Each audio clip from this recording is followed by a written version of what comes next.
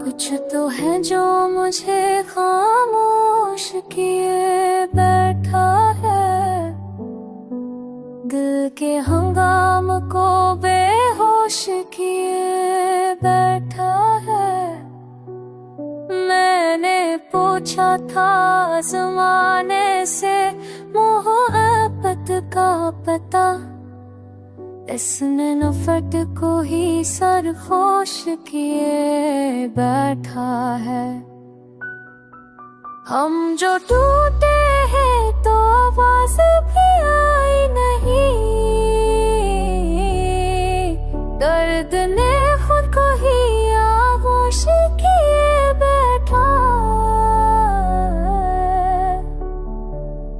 रात भर याद के चिरागों को जुलाया हमने, कोई ख्वाब आँख को मदहोश किए बैठा है।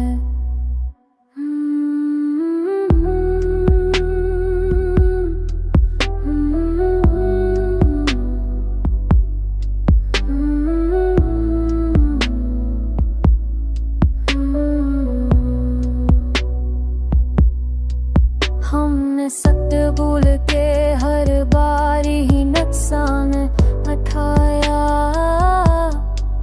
ये ज़माना तो हमें कोस किए बैठा है। इसकी आंखों में छुपी बात को किसे समझो, वो तो हर रस को खामोश किए बैठा है। हमने चाहा था फक्त चीन की सांसें लेना, इश्क दिल को मगर बेहोश किए बैठा है। जिंदगी हमसे रंग में मिलती ही नहीं, हमने चेहरा मरा बेरौनक किए बैठा है।